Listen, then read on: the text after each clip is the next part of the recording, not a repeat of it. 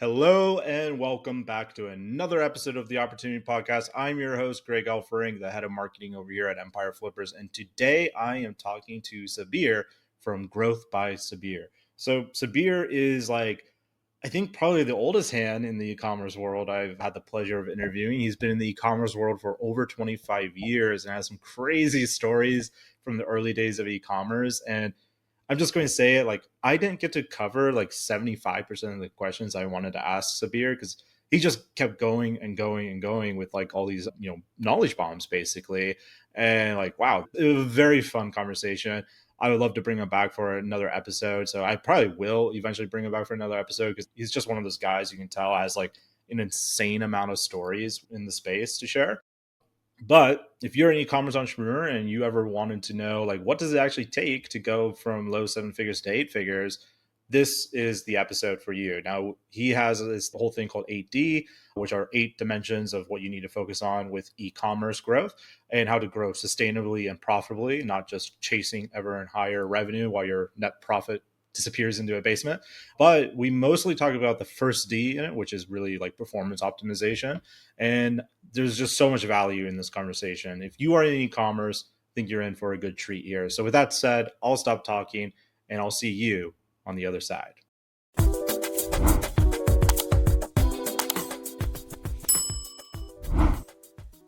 All right, I got Sabir here with me. Sabir, I really was enjoying our conversation that we were having offline, and I'm very excited for this podcast. For everyone in my audience that doesn't know who you are, though, why don't you tell us a bit, who you are, where you are in the world, what do you do?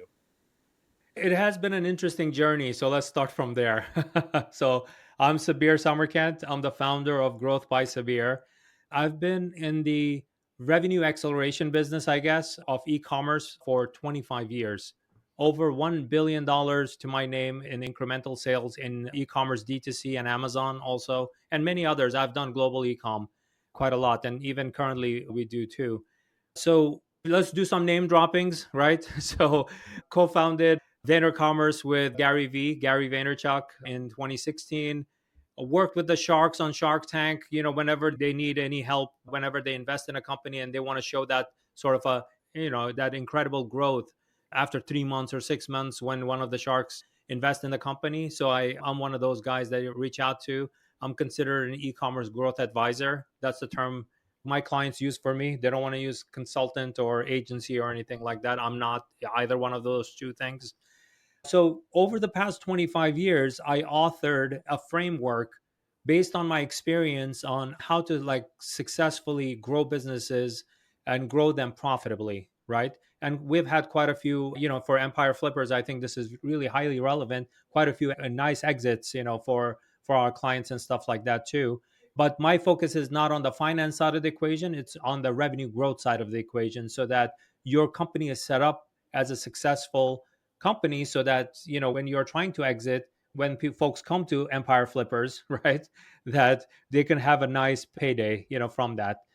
So the 8D method is what I authored. It's 8D stands for 8 dimensions because of the experience I've had over 25 years. Realize that you cannot just focus on just marketing and just Facebook ads or whatever. You can't do that, because you could be great at Facebook ads, but if you suck at order fulfillment, it doesn't matter how great a ROAS you're getting on the front end. On the back end, you're gonna get poor reviews and high returns and refunds and chargebacks and all the operational negative that you can think of. You'll get that. So there are 8 dimensions in e-commerce if you want to grow it profitably and continue sustaining that growth.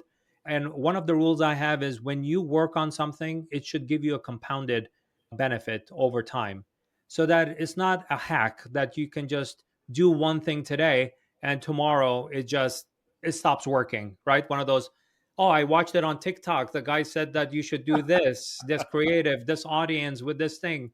It should give you this benefit. I did it. It worked for 2.5 seconds and then it died. Yeah, because there was no strategy behind it. That's why. And worse, you probably at the tail end of it because that TikTok got 100,000 views. It's And already and over. the Yeah. more important thing was for that person considered themselves a content creator, Mhm. not a business person, not a revenue specialist. And, their interest is just getting more engagement and more content. And some of them even do it on a clickbait basis. So the purpose of that video was not to like help you, it was more to get you to engage with the content so that their TikTok monetization goes up. So I hope I gave you enough in the way of introduction. Yeah, no, we'll double click on some of this stuff, but the TikTok thing reminds me of all the thumbnails I see on YouTube, like how I make $23,000 in 30 minutes using this wild trick. Like, okay, man, calm down. But yeah, the people don't ever think about the bottlenecks of growth. But before we get into like some of the practical stuff on e-commerce, I want to double click a little bit into like your background here. Like 25 years in e-commerce, that's almost the entire e-commerce history, right? Like It is. that's It is. a Actually, I was significant there. time. So what's interesting is before that, I was one of the first internet consultants. Oh It's like, man. when Bitcoin came about, and if somebody said, "Oh, I'm a Bitcoin consultant," or "I do things on the blockchain," you would look at them like crazy. I quit my big six accounting and management consulting gig where I was on my way to becoming like a partner eventually, right? I went like, no, no, no, I don't want to do that. That's very old school. I'm going to go and do this internet thing. Are you insane? You're a smart guy. Why would you want to do an internet thing? I said, the whole world is different. That's why I want to do that. So I went, and when I became an internet consultant, I got two clients right off the bat. One was Jim Cramer from CNBC, and he was trying to found the street.com, and I became a founding team member of that. And at the same time, Tommy Hilfiger wanted to do a very innovative thing with this new technology called internet. This is before even HTTPS existed, Right, right. right? Because HTTPS was needed in order for us to actually secure the communication. Otherwise, it was clear text, right? So that you could take credit cards and secure it and do those kind of things. So that whole transition, even before e-commerce was born, I was there and I was launching internet companies, and then started laser focused on e-commerce and started growing that.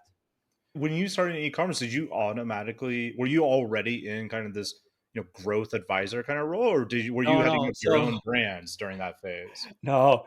So my background is I'm a computer scientist. Okay. I had no business being in the business of business growth and marketing.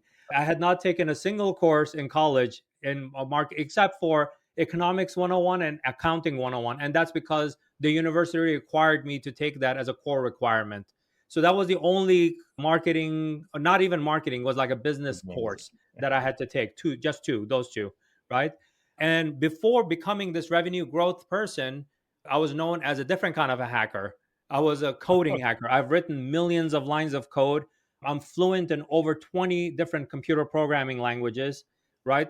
Even now, when I look at something like whether it's Shopify Liquid or whatever, I know what needs to get done. And I don't have to sit there do it. I can play a CTO or CIO and tell somebody to go do that for me, or give the prescription to my clients so that they can have the right ask for their web developer or Shopify Liquid developer or any of these kind of guys, Oh, right? that's a powerful skill. My Yeah. transition happened during Vitamin Shop 25 years ago.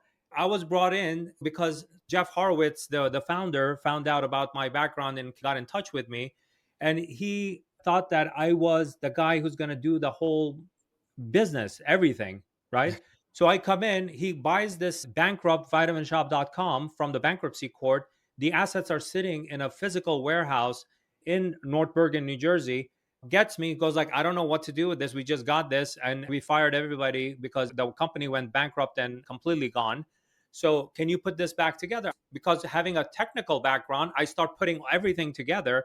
I turn everything on. I start optimizing all the technical aspect of vitaminshop.com. I put everything up.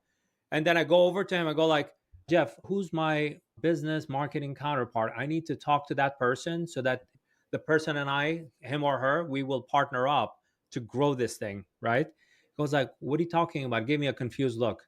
I thought it was you. I mean, I talked to everyone. I've seen you do all these incredible things by pulling all this stuff up. I said, I sounded like Scotty from Star Trek. I was like, I'm an engineer. I'm not a I'm not a marketer, He goes like, no, I think you're a smart guy. I'm gonna teach you the vitamin business, right? You need to go pick up a couple of books. I'm sure that you're gonna learn this stuff. go pick up a couple of books on marketing. There was no books on e-commerce. I mean, this was 25 years ago. There was no books on e-commerce. There were no digital courses. There was no Udemy or even YouTube. Nobody was publishing anything, so that you couldn't go there and you couldn't go to YouTube University to do that. Right? 25 years ago. I don't think YouTube existed 25 years ago, No.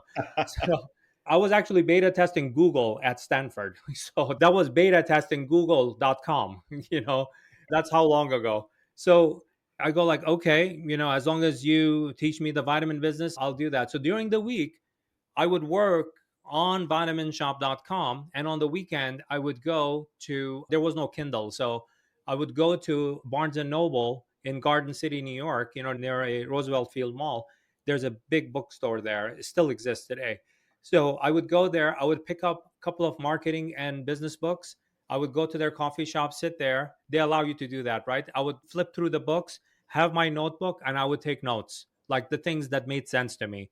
And what I noticed was e-commerce, because it had so much data I was collecting. That's my engineering and mathematician's mind, right?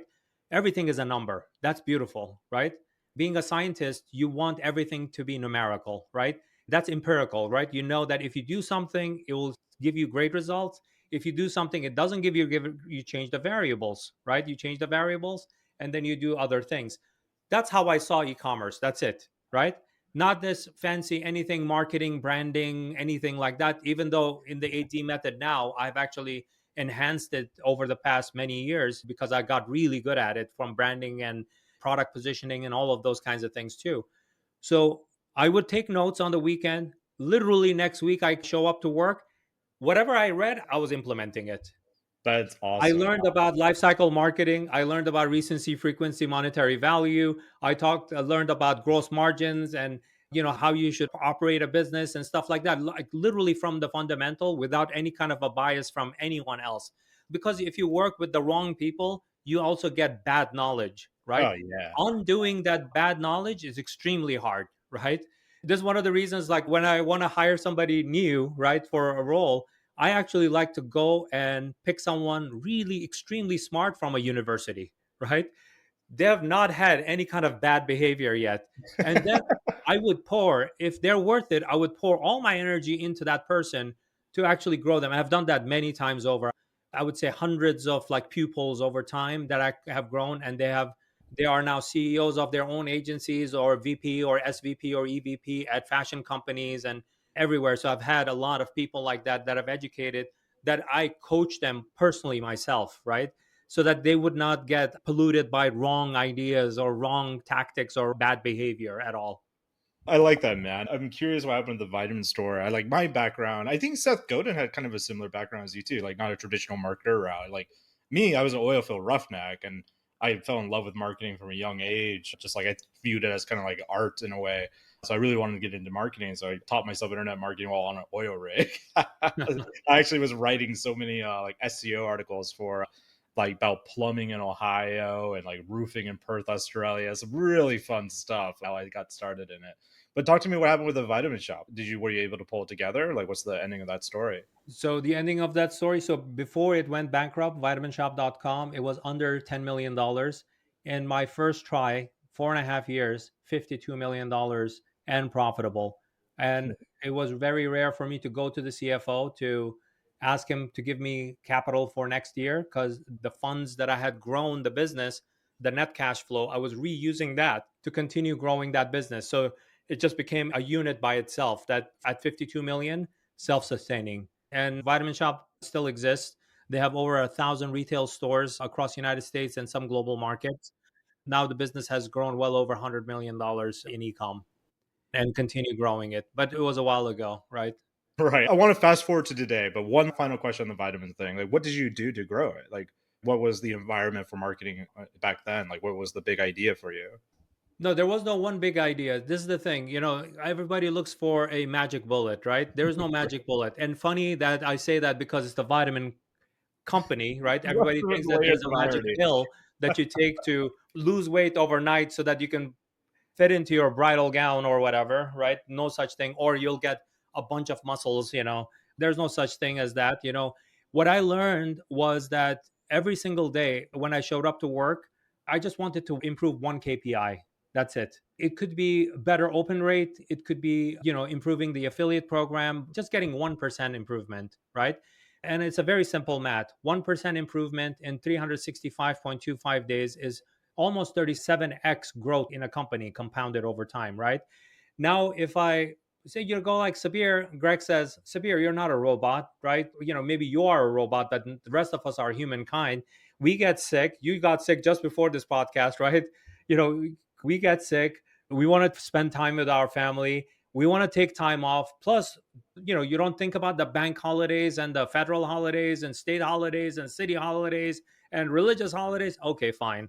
I'll give you all those days off. So I'm going to take it from 365 down to 220 working days. That's how many working days exist in a year, right? Monday through Friday, I'm giving you your vacation time off. I'm giving you family time. I'm giving you permission to get sick, all of that stuff. So 220 days. That 1% improvement during those working days is 22x. I'll throw more things at it, right? Let's say, you're not going to be perfect because not every day is going to be 1%. Let's cut it down to less than half. I have done several times over 10x growth in 12 to 18 months. Brilliant. I love that focus on You 1%. have to be very focused. If your mindset is get rich quick, right? Oh, click this. I'm going to show you how you can earn $25,000 per week. Your mindset is not the right mindset. Your mindset should be like, I want to improve it by 1%. Just one thing I want to fix, right? Sabir, are you telling me not to listen to TikTok? Yes.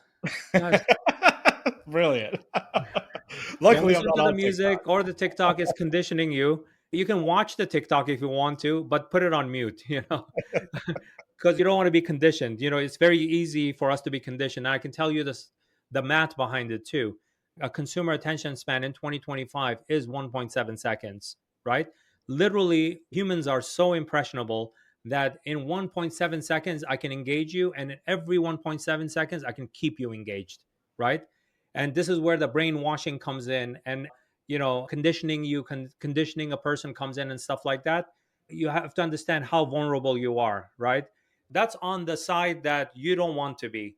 But on the business side of it, what I just said about consumer attention span being 1.7 seconds, you can take that and actually use that in your business to improve your bounce rate, your conversion rate, your session value, your ROAS, all of these things by just focusing on that one KPI of consumer attention span of 1.7 seconds. So let's get into that then. So fast forward to today in the more modern e-commerce market here. Talk to me about how you've helped these e-commerce brands scale to 8 figures, because you've done it like multiple times at this point. So what are some of the, pivotal moments, the common challenges these brands face? I'm assuming when you connect with them, they're usually already at like 7 figures, or maybe not. Maybe they're starting from scratch. So walk me through that journey to 8 figures for e-commerce brand today. So most folks that come to us, they are, we have clients that are above $10 million. Mhm. We do, and they come in. What's interesting is, you think that, oh, you know what, if they're above 10 million, it's probably is easier to grow them, right? The answer is no. Because the thing is, a lot of them have their own set ways. And now, if you're telling them like, yeah, your 10-year-old child needs to, you need to do these other things to it in order to fix it. Nobody wants to know that their child is ugly or they didn't realize that their child is ugly. So it is a very emotional thing. That's my point of that statement, right? So it becomes very hard for them. The businesses that we see are very, if they can follow the instructions and the prescription that I give them, and that prescription comes through this framework I created called the 8D method. 8D stands for 8 dimensions of e-commerce that you need to optimize, right? So that's why when you're playing a one dimensional game of Shopify with meta ads, this is one of the reasons that when you try to scale, it doesn't work, because it's 8 dimensions. You're not playing a regular chess, you're playing 8 dimensional chess, unfortunately. And you have to be good at optimizing those 8 dimensions. Maybe we could briefly go through your 8 dimensional framework if you don't mind. Like, you don't have to go like massive explainer, but maybe give my audience like a brief taste of what is the I'll eight. give a taste of the performance optimization, and I'll actually first list out all of the dimensions. So, starting with the first one is performance optimization, so that you have already invested, and it's very typical. Shopify has Klaviyo, you have Meta ads, you have Google ads, you have maybe invested a little bit in content marketing on social media. Yeah, you have done some SEO because you heard that SEO is good. My friend Neil Patel, you watched his content. He's very good, by the way. You should follow his content, definitely. Right. So you did that. There are some givens that you have done, right? Given that this is the stack, you might have a business stack, not necessarily just tech stack, right? You have invested in this. In this first dimension, it takes about 3 to 6 weeks to optimize existing stack, right? And once we do this existing stack, a lot of businesses, they just open up amazing growth, unlock amazing growth from that, right? And they go like, oh my God, we were wasting so much money on Meta and so much money on like, I have not touched it. By the way, in the first 2 weeks, we don't even touch paid ads at all. But paid ads, the ROAS goes up like this. Why? Because the very first thing that we touch is what I said, consumer attention span. And where does that exist? When people show up to your site, let's say if I ignore completely where the traffic is coming from, they showed up to your site. I need to make sure that when people show up to your site, they need to be catered to at this 1.7 second attention span. And if your site is not performing at that level, then you're losing money. Your bounce rate is going to be high. A typical bounce rate on Shopify is between 70 to 90%. That means that if you bring 1,000 people in, probably 900 of them are bailing out without even doing anything with you. And imagine that if those 1,000 people came through Meta ads, those are 1,000 clicks that you brought in. 900 of them is garbage. This is why the math on ROAS doesn't work for you at all. And it doesn't matter what your cost per click is. Cost per click on Meta ads is, let's say, half or one third of Google ads right now. Your cost per click, even though it's on a CPM model, but you can see the outbound clicks and take your cost divided, and you would get your cost per click. It would be around 55, 57 cents for cost per click. Productivity of Meta ads is very poor compared to Google ads. Google ads for the same traffic, cost per click would be $1.50. So your mind says, oh, let me go and spend money on Meta ads because cost per click. Let's get them here, as many of them. No, but I want to bring quality people in. I don't want to bring in any click. I want to bring qualified click to my site, right? So when you look at this attention span of 1.7 seconds, and the way you can tell is you can use GT metrics. I don't know if you have ever used that. GT metrics is a tool, gtmetrix.com. Your listeners can take their site and put it on there. 3 pages they should test: your bestseller product, your bestsellers collections page or category page, and the third one being your homepage. Remote third is homepage. Nobody cares about homepage. It should be last of your worries, right? And when you run these reports on GT metrics, you're going to get a number that's going to be, there's a ribbon that comes out to show you how your page is loading. There's one KPI called time to interact. Time to interact needs to be under 1.7 seconds. If time to interact is above 1.7 seconds, for every second, most likely you're losing millions of dollars if you are a scaled brand. If you're a smaller brand, proportionally, you're losing that much revenue, right? And on the back end of it, you're also losing advertising dollars because people were interested in your ad. Let's say Gary Vee was incredible at suggesting this incredible. He crafted the thing himself, sat there, created the Craig. But when people showed up to your site, you did not manage their 1.7 second attention span. What happens? It doesn't matter how brilliant the audience selection was, or how brilliant the it was such an emotional ad that Gary Vee himself made it, right? Or anyone from Madman, right? It doesn't matter, right? The thing is, when people showed up to your home, to your site, you did not keep their 1.7 second attention span. What happens? You lose money.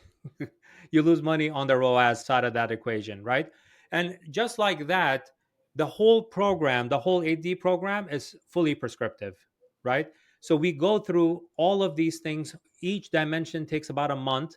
We start with the performance optimization because right from the get go, I know you're bleeding money, you're bleeding revenue, and you're bleeding ad dollars because I know that you're spending most likely on Meta ads and lesser likely because you were not educated to do Google ads, so you're not doing it, even though Google ads actually gives you more productivity for your marketing dollars than Meta ads does for e-commerce specifically, right? So I know that you're bleeding on both ends, so that the first dimension in that first 3 to 6 weeks, you are going to unlock incredible growth in your business, right? And typically, what we see is within the first week, which is only 5 tasks. And these are very prescriptive, right? So that you follow exactly what needs to get done. Maybe you don't have the skill set. You can ask for Rapid 2X approved partner. We have developers who are trained in Rapid 2X optimizations, right? You can hire them from our network and then they will implement it for you. Because the other thing is, oh, can you give me the prescription and I'll go and get it done with my developer? Yeah, they will get your GT metric scores up. But the problem is, they uninstalled a bunch of apps that should not have been uninstalled, right? So they cheated. They didn't do the right thing that needed to be done for your business. They just cheated the system to get a better score, right? But you don't have that feature that everybody loved. Now you don't have it on your site, But there's an art and science to that mix. In that first week, you need to clean stuff up, or the first 3 weeks, right? So it is very prescriptive. Every month you go through a dimension. The first one being performance optimization. So within it, we do site and landing pages, we do customer segmentation, email marketing, SEO, we do paid media marketing week 3, where the structure, the audience, how you should actually, if you're not investing properly, how you should invest, how you should budget, and where should you start if you don't invest that much, right? Versus if you're investing already, how you need to restructure it. Sometimes in that third week, what ends up happening is we actually ask certain Rapid 2Xers. Rapid 2X is the implementation program for the 8D method, right? And for your listeners, we have a special link for them because we love Empire Flippers. So we're giving them a special offer. It's growthbysabir.com/Empire Flippers. If they go to that link, they'll get a special offer there. So when they go to that third week thinking that, oh, he's going to ask us to spend more, what ends up happening, more than 60% of Rapid 2Xers, we actually ask them to either shut things down or slow things down because it's not structured properly. Why should you bleed more money fast? It doesn't make sense. It's stupid, for you to do that, right? We want you to spend the money more efficiently and scale it. I mean, you do this math pretty regularly with businesses, right? You start at $50 per day, which sounds like a very low number, right? But if I tell you it's $50 per day, every 2 days, if the numbers are good, and I'll prescribe to you what good looks like, and I'll tell you what it is, right? Every 2 days, when you see this marker, if it's at this number, increase your budget by 20%. That's it, not more than that, just 20%. That $50, you're going to increase it by $10, I guess, right? 20. So for another 2 days, you're going to now be $60. Now, from $60, if the metric stays at the level that I want it to be, then you're going to increase it by another 20%. So that's another $12. So now it's $72. That $50 innocent budget that you thought that, oh, it was not much, what happens to it in the next 3 months?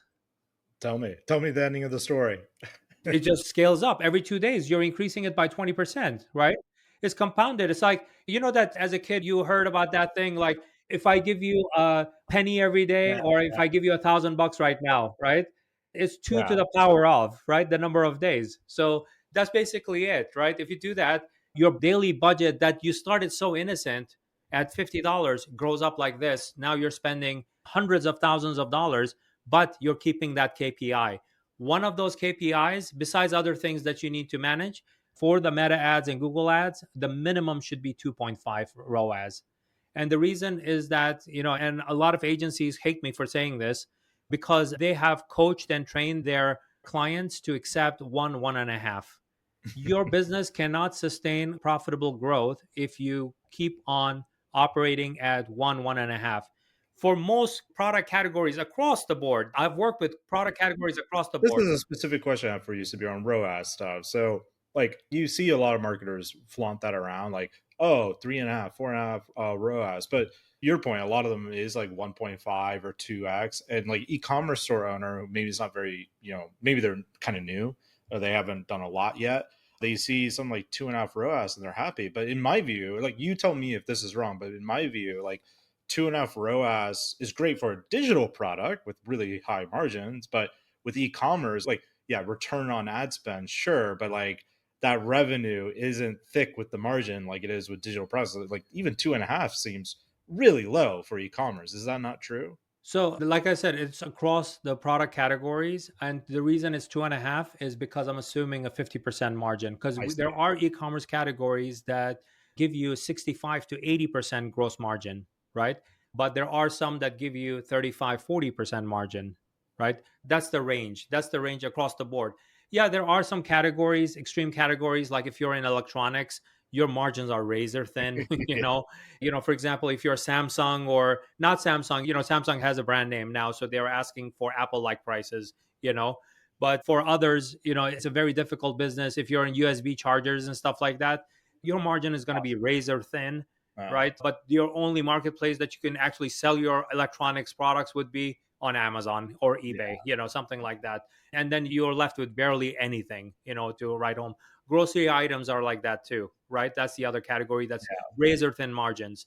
However, but there are other things in those categories that strategically you need to set. For example, marketing co op, like literally your digital shelf or physical shelf, if you have physical store, you're renting out that space for the brand that wants to give you marketing co op in order to promote their brand over somebody else's brand.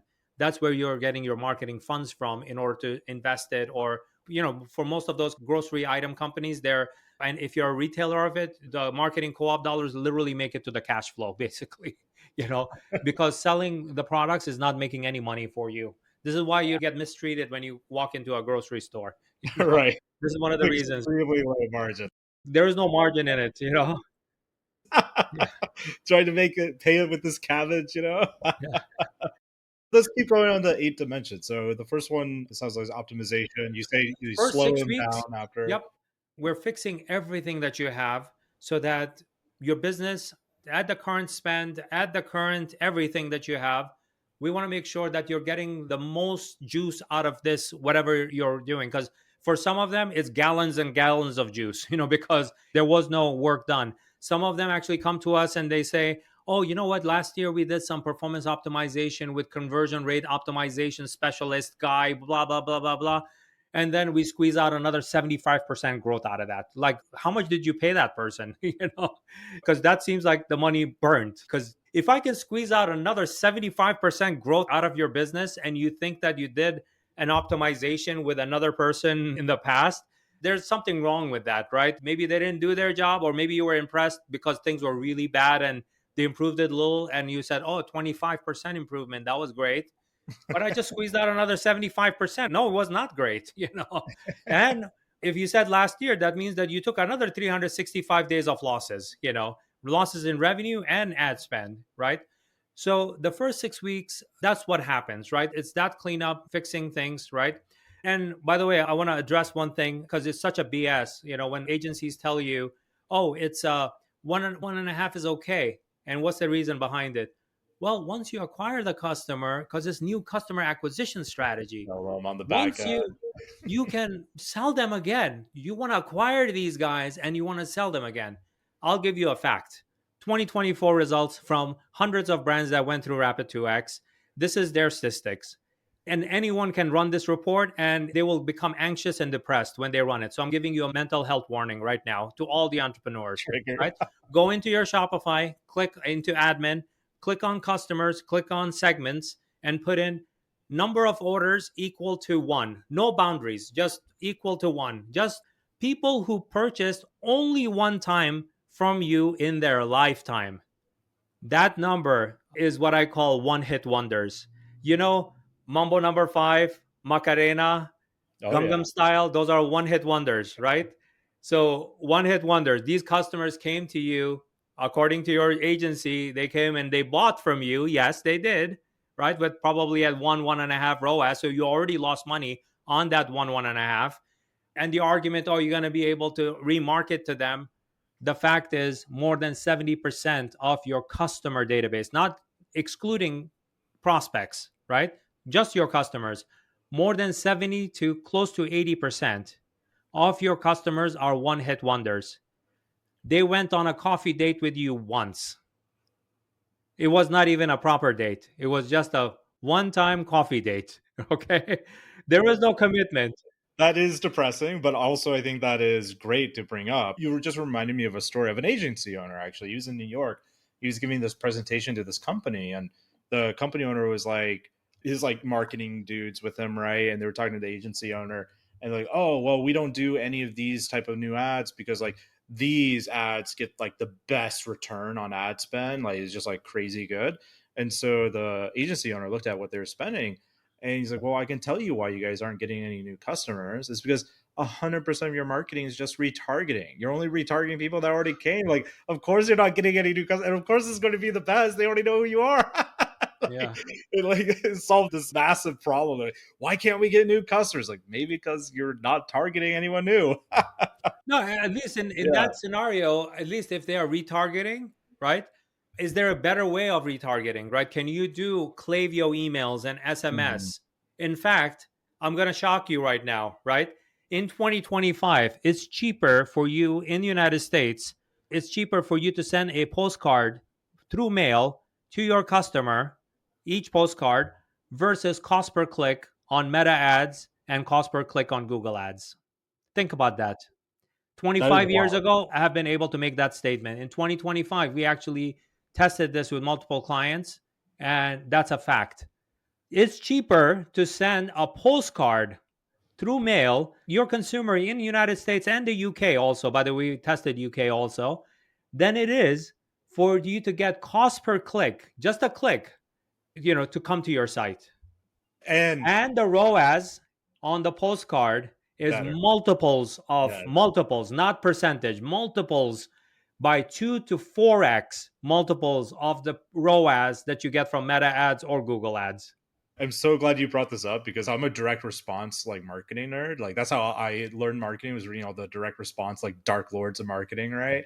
And there's this Lots interesting of like, Dan Kennedy, huh? yeah, Dan Kennedy, Joseph Sugarman, all of them, right? Like Yeah. Sugarman's like one of my favorites, but there's this interesting like return to form that's happening where like snail mail was dead, but now with all the chaos of the internet, the noise of it, like inbox zero, you want your marketing to be at inbox zero. There's no better inbox zero than the actual physical mailbox nowadays because no one sends anything anymore. They think it's a dead medium, right? That's why I was literally going to say, I bet there's a better ROAS right before you said like, and it's multiples better.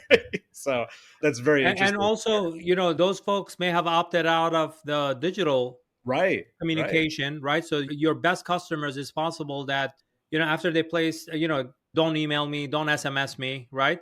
But you can mail them because those are your customers. You're sending them marketing communication to your customers. So you can send that out through mail. Right. And, where you think that there are certain things that some old school stuff, because the world is such that, oh, if Meta is not working, let me go to TikTok. You went from bad to worse. you know that's the problem. So you're not thinking about how can I get to better, right? But here's the thing though, they're rare oddities. Like I'm a rare oddity, right? That people like me who have seen all of these mechanisms, like when you asked me earlier, like back in 25 years ago, what existed? Google was beta. They had just come out with google.com, and then a couple of years later they came up with Google ads, Google AdWords back then. And I was one of the first people in e-commerce, first one to get 1 million clicks to my site at vitaminshop.com. And they sent me a certificate, and they sent me a small Google fridge as a novelty for doing that. Like that's how young Google was at that time, right? That collectible is probably worth a serious penny. Maybe I'll have to send you a postcard to see if I can't acquire that from you. So the thing is, those were the things going on. I had to rely on direct marketing. I had to rely on very early stages of, because Amazon came up with this novelty called Amazon Associate Program. I studied that very closely. Now it's called affiliate programs, right? Right. So I came up with my own affiliate program to actually create my digital salespeople to go sell on my behalf on their sites and stuff. There was no social media back then. Social media didn't exist, right? There is a rare oddity that there are people like me and yourself that we have seen those things, right? So that when things makes a circle back, it's not dead, it's just enhanced and it's different. You could utilize it. Then you go like, oh my God, I never thought of it that way, Because Right. everybody tells just keep on pouring money here, optimize your audience, creative. No, you're playing the wrong game. You're in the wrong field, wrong forest. You're cutting down the wrong trees. You need to be over here. But people like me, and that's one of the reasons, like the AT method is a very holistic method. It looks more taking a step back, looking at the entire business, seeing what needs to be done to the business, not like looking at this one thing, even though the program is very prescriptive, telling them what best looks like. So, what are the 5 things you need to work on this week as an entrepreneur? Focusing entrepreneurs is very difficult, right? Because they want to try different things.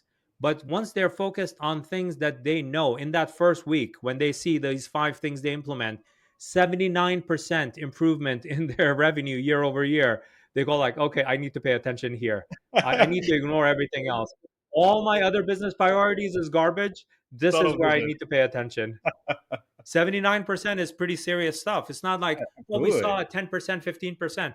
I don't operate on 10, 15%. I want to look at multiples, I mean, when depending on the size, that's literally like that's the difference between multiple millions of dollars in your pocket when you go to exit the business, right? I mean, that's a life changing difference in terms of your valuation And potential. one metric I want to, this is the other thing, that when entrepreneurs have this kind of get rich quick type of a mindset, even though they may not admit it, but they have it. Like, We I all have a would little love bit to of it. exit my business at a couple of million because I saw L'Oreal purchase this company at whatever multiple, but you're not that company. You're not on that track. Why are you thinking about that? Right. One thing I want to make very clear, right? And this is a math that sounds ridiculous, but this is the math that in actuality, in the world of business, this happens every single day, right? And you know this from Empire Flippers, you see it on the other side of it, right? From a Mhm. finance standpoint, right? When you improve something here 10%, this improvement of 10% yields another 10% improvement over here. That does another 10% over here. When you take a step back and look at this math in your head, tells you, oh, that's 30% improvement.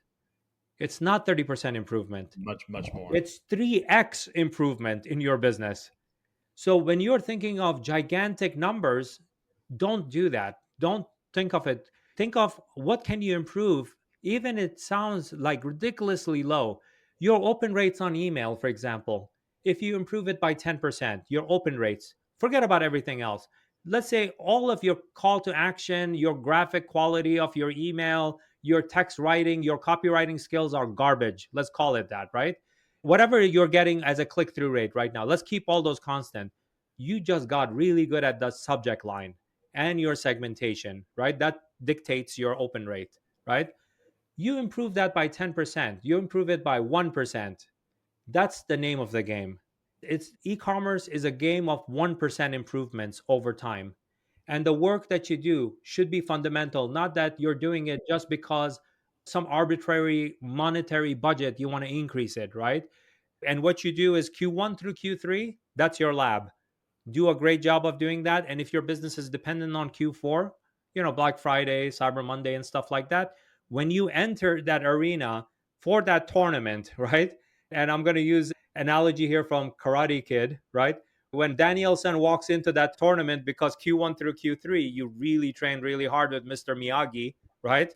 I just pointed at myself. I don't know if you do audio version of this, right? We will post a video. Don't worry. Everyone knows you're Mr. Miyagi in this analogy. So when you enter Q4, you're really ready for that tournament, right? You're really ready for that tournament and you will succeed at that. But if Q1 through Q3, if you did not do that homework and if you did not fix your business going into your Q4, you might see some top line number go up. And what you and I see, and actually, I'm sure that you subscribe to these newsletters from bankruptcy courts, right? January, bankruptcy filings go up, right? But you said that we just read their press release in December. They said that they had a record breaking revenue. Yeah, they gave the whole freaking store away. When your house is burning down, everybody watches and claps and sees how fast it will burn down. But January came, you have no cash flow. There's nothing left for your business to operate on. Either you're going to call it a day and cut it off right there, or you'll let it bleed even more by firing people, layoffs, and stuff like that. And unfortunately, that's the end game when you're not doing the right things, right?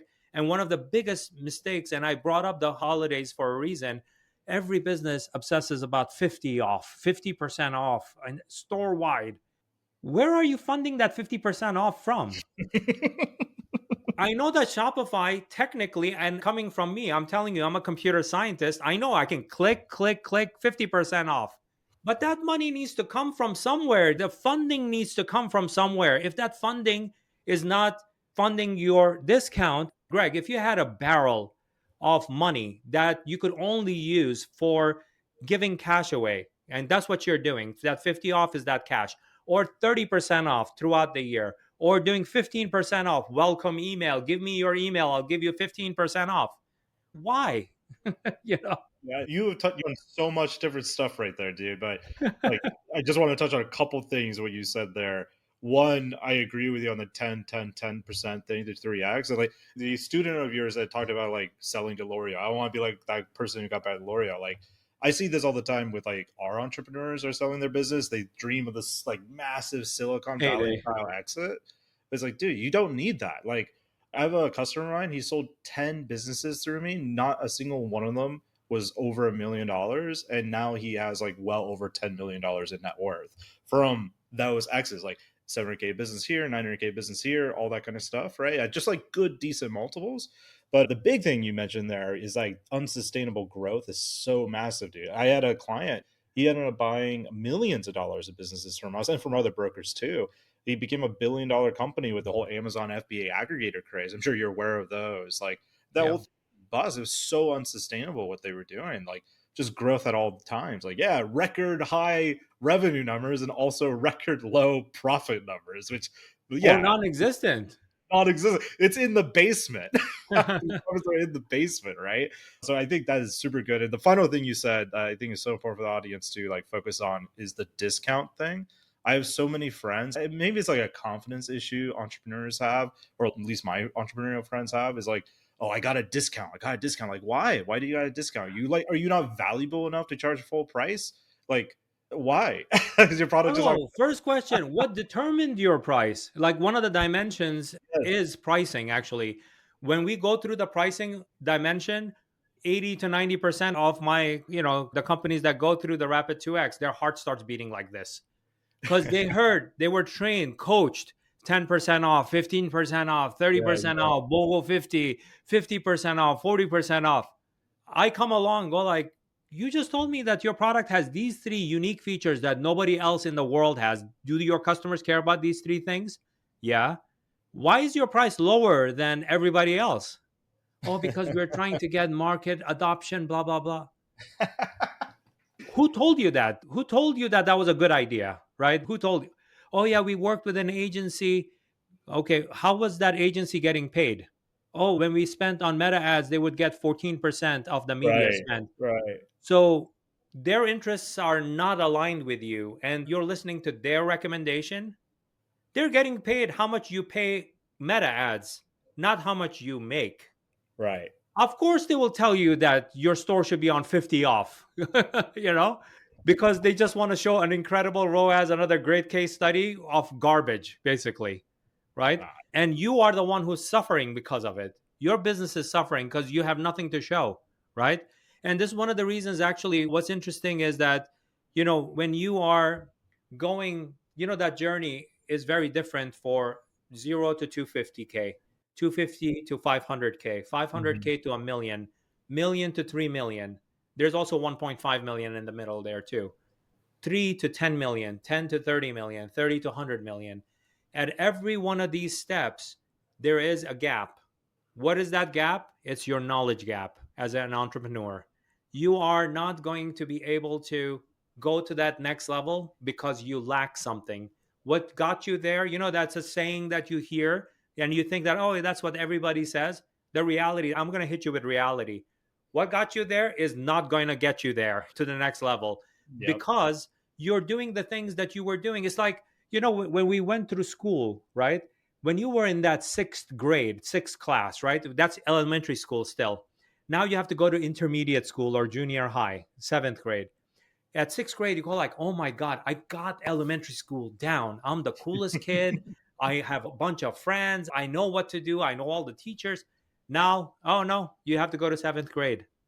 What happens? The clock resets, your gap increases because you don't know anyone. You might have a few of your friends there, right? and even your knowledge about what needs to get done or how to get around things, how to deal with older kids and stuff, you have to restart, right? That's what happens in business also. This is one of the reasons, like when businesses get to that, let's say if they make it even past million to million and a half, they barely make it to that million and a half, they get stuck. Now what they're doing, they're trying to increase the money like this to get the revenue higher. The revenue stays 1.5 million, even creeps down to like 1.4, 1.3. What's worse, their expenses go up because they think that they have to spend more money, right? What happens to the net cash flow? Tank. The moosh.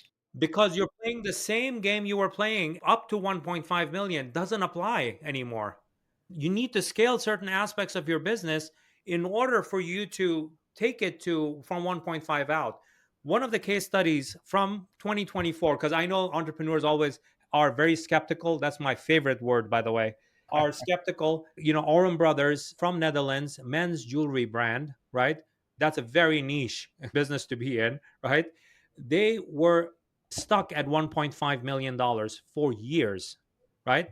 And they're mounting debt because they kept on borrowing money to fix this problem because they wanted to grow, right? What happened? They get to 1.5 million, it starts to go down 1.4 million, but their expenses are going up. They got loans out, they maxed out their credit cards. Pretty relevant story you can hear from every entrepreneur out there, right? They could be at 500K, it doesn't matter, right? In their case, it was 1.5 million. Within the first 6 weeks, they started on January 20th last year. If within the first 6 weeks, the business started growing at 112%. Nice. That's a good turnaround. Right? That's a good turnaround. First 6 weeks. No, the story doesn't end there. September 9, 2024, 1 p.m., we were watching the clock very closely, myself and the founders, the two brothers, right? Oren brothers. We're watching it at 1 p.m. exactly. 1 p.m. came and passed. We went and beat all 2023 revenue. And what's more impressive, not only did we beat 2023 revenue during these 9 months, we had worked on pricing and proper segmentation and storytelling. We were actually positive net cash flow also at that time. From September, so that was 1.5 million, right? September 9, 101 p.m. onwards, all the holiday was pure growth. How Amazing. much pure growth do you think? I wouldn't know. How much? How much was it? 1.5 million. We ended the year at we because the thing is it's Even compounded. though in the last 3 months they did again. Wow. Because the thing is the work that you do has to compound. We don't want to give back the effort that we put in, right? Because money is money, time is bigger than money, because Absolutely. money you could make back, time lost you cannot make back. Right. So it's more valuable. Time is more valuable. So when you think about the time decay where you're losing time working on bad ideas and stuff like that, it hurts your business. And during that time, they slowly started paying down. January 1st, when we started the year, we were debt free in that business. Now, That's all the amazing. cash that we are collecting, and they continue growing right now in January and February results right now, right? They continue growing and it's positive net cash flow in the business also. No more loans, no more debt in the company. And now we're thinking about, and we did pricing updates. We did about 30% increase in price. You think that it's 2, 3%, 30% increase in prices, So we're running up on time, but before I get into the lightning round here, where I'll ask you like three quick questions, just like the thing about what got you here won't get you there. Like I see that with businesses, like the businesses are trying to sell, right? Like people are like, oh, the common line I hear from an entrepreneur who wants to sell, but I know they're not going to sell. Like they're not going to make the money that they think they're going to make is when they say, but I'm going to hold off because there's more juice left for me to squeeze. And that tells me like, all right, you're trying to sell at the top of your business at the peak top of your revenue, right? But really, you want to be selling on the growth curve. That's like the best time to sell your business. And they don't realize like your peak of your revenue, like is the buyer's stagnation, is the valley of stagnation for them because you reach Yeah. that peak and now they have to buy the business and like fix the whole thing because they have to change the whole thing to make it go to the next level because the growth is already tapped out. So you reminded me of that, and I think that's very true. Actually, for one advice for your entrepreneurs, the ones that want to work on businesses, some entrepreneurs are incredible at conception and growth up to 1 million. They're Mm-hmm. incredible at it. If that's your lane, Keep repeating that. Keep on coming back to Greg. Build it up to 750, 900K, sell it through the Empire Flippers, start it up in another category. Continue doing that. Every 2, 3 years, you could flip your business. Once you get really good at it, you could work on two brands at a time, when you're really good at it, because that becomes your behavior. You don't need to have a $10 million business. You're really good at building up from conception. You're great at product design, marketing it, the initial growth, which is a very tough job, by the way, right? You're doing the tough job. You're bringing it up to that, 500K to $1 million mark. Perfect for acquisition. A lot of buyers in there. Oh Do yeah. that. Oh Get your yeah. money. Now you have more capital to invest it and do it even faster next time around. In fact, Sabir, one of the things I teach my clients is what I call the asset flywheel. Let's say they sold like a, I don't know, $3 million e-commerce business. Instead of going and like building another brand, take that $3 million and go buy like two $1 million e-commerce brands that are very similar to what you just sold, like obviously different niche with non-compete or whatever, but because you already know the roadmap of how do you get to $3 million. And that entrepreneur may not know it. That's the thing. Well, now The they do other because they just entrepreneur who is sold. selling Oh it yeah, may not yes, know yeah, how to do that right. from 250 to 500K. Right, because they haven't been there yet, but you Yeah, just did it, right? You just repeat. In this way, you go way faster too. Because like if you start from I scratch, agree. it takes like 4 or 5 years to get enough data to sell the business. Versus if you buy one, like I never recommend anyone doing this, but I had a customer. He bought a business from us, like a small side hustle business, and he sold it within an hour of buying it to another Wow. customer of ours. So we hadn't even transfer the website over to the buyer yet before he sold it to another buyer. So they made like 15 grand an hour. Like you can't do that if you're starting from scratch. There's no data. There's nothing there, right? Yeah. And I don't recommend anyone to do what that buyer did. It's very risky. But yeah. Anyways, man, we're coming up on time. So lightning around questions, man. 3 questions with 3 quick answers. Are you ready? Let's go. All right. What is the biggest hidden opportunity in e-commerce right now that e-commerce entrepreneur could focus on? Knowing your data. I That's like the it. biggest hidden opportunity. A lot of people have data all over the place, scattered in Shopify, Google Analytics, Klaviyo, Google Ads, Meta Ads, all the other add-on apps that you installed on Shopify that has ad data and stuff like that. Irony, you don't know your data. You don't know your data. Yeah, all of that exists. But here's my one of my most famous sayings is I don't see librarians driving Lamborghinis, right? They have access to all this knowledge in the library, right? But the thing is, I don't see them, they're not utilizing that data, right? The entrepreneur is just like that librarian to utilize that knowledge and weaponize it, turn it into data that's going to help them grow their business, right? So, I like data, I would say, is the number one thing that every entrepreneur, once they go through this program, this is what they learn. They go like, you know what? I'm a dictator, by the way, in that scenario, right? Sabir makes us look at our business every Monday morning, but I realize that now I know what's going on in my business, right? Bro. And by the way, that is 9:30 a.m. Every Rapid 2Xer knows 9:30 a.m. The first 6 weeks of the program, 9:30 a.m. is my time, New York time, Eastern time. They have to update their data all the way through Sunday night. When they do go through that step of clicking on things and getting the data out and bringing it into one centralized place, like that physical aspect of it, when they go like, oh my god, our open rates sucked last week, right? Or what's happening with this meta ad, why is this? Now they're asking questions, right? And it's in front of them Monday morning. What else are you doing Monday morning in your business? you know I think that's great advice, man. Question two, and maybe it's related to question one. What tool or resource would you recommend for an e-commerce entrepreneur looking to grow? I use the most basic things, right? For documenting the journey, I use Google Docs. I don't use Asana. I don't use Trello. I don't use those are impressive tools. I've used them. I use them for some aspects of my business, but I don't recommend that for entrepreneurs. I want them to document their journey in a Google Doc, and I want them to carry their data inside of Google Sheets. It doesn't matter if there's a third party, and that's free also, right? If you're a Gmail account, you have Google Apps. So you don't have to even spend any money. It's just effort that you need to spend on and knowing what you need to track. I like it. Also, I've heard this 2X accelerator, Growth by Sabir, might be a good resource for some people. So maybe they can check that out. Yeah, that one for that one I would recommend growthbysabir.com/empire flippers. So it Yes. should include that in the show Yeah. notes so that it's easy for them to just click it. All right. Final question for you, my friend, and the hardest question on this list. Since you got into e-commerce 25 years ago, what has been your funniest moment? Funniest moment. Ooh, you told me at the beginning of this I couldn't throw you off.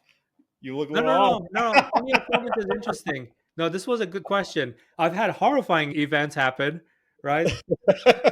Horrifying has happened, and that's one of the things that has actually given me pretty deep scars on my back and no hair follicles. This is not Dwayne Johnson hairstyle, and this is not by This is choice. the e-commerce This hairstyle. is every follicle was $1 million strand that I lost in incremental revenue that I grew the business.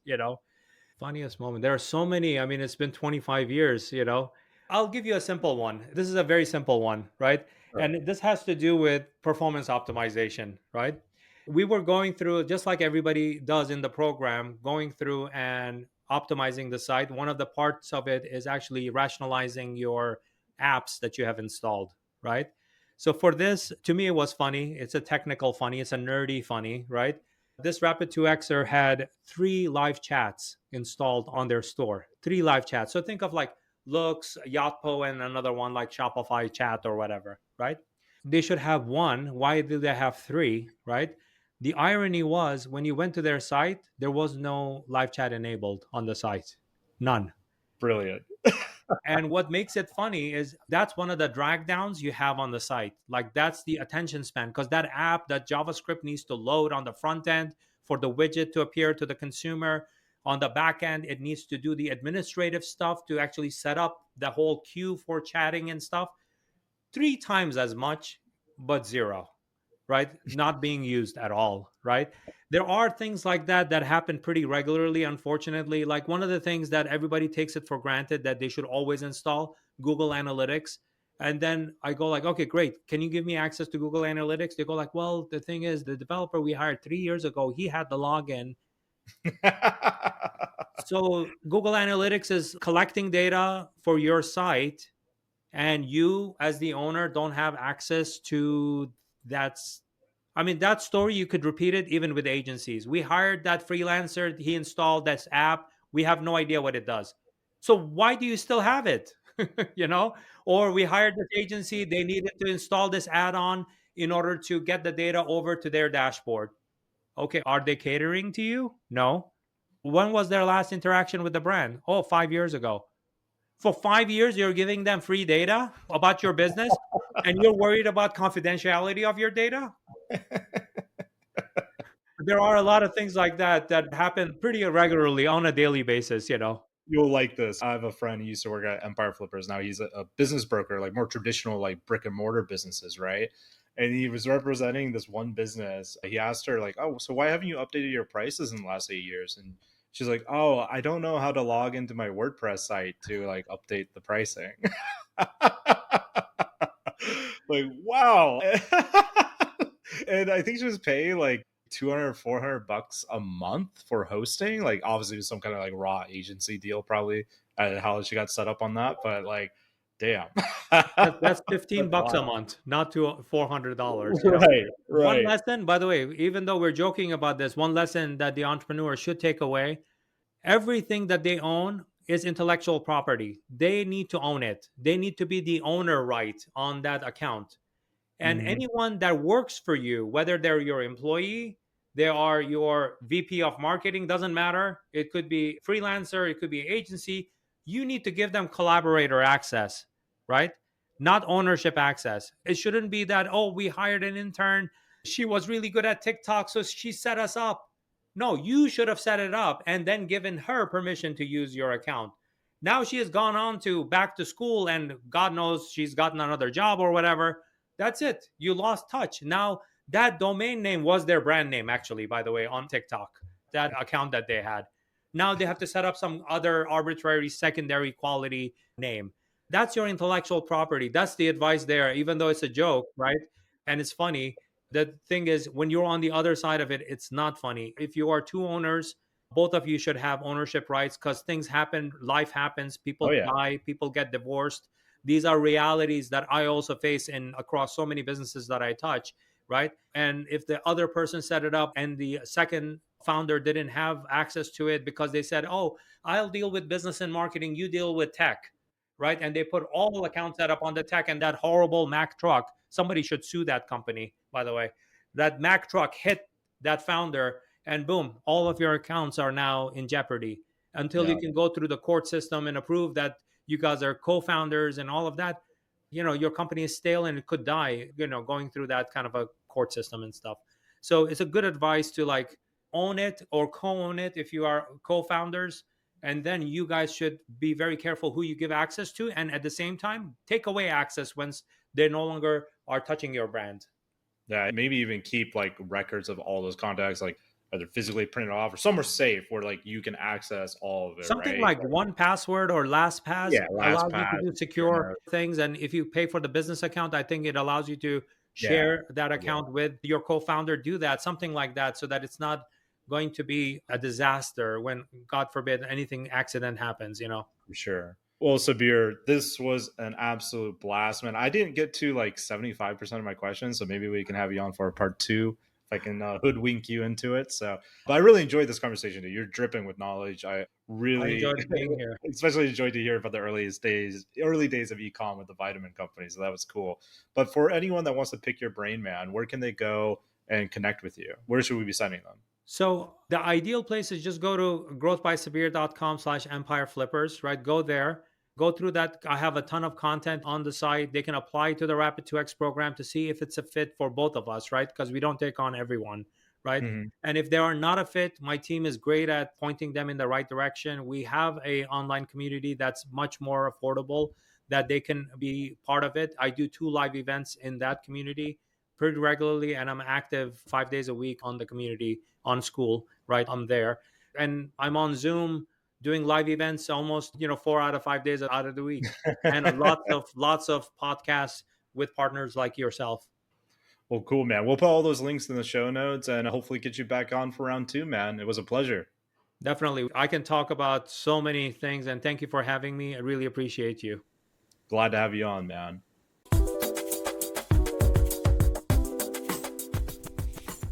There you have it. I hope you enjoyed it. I hope it got you inspired at all the different things that are happening in this industry. And of course, if you just want to buy a highly profitable business, you can always go to empireflippers.com/marketplace, or maybe you want to make an exit of your highly profitable business, and you could go to empireflippers.com/sell your site.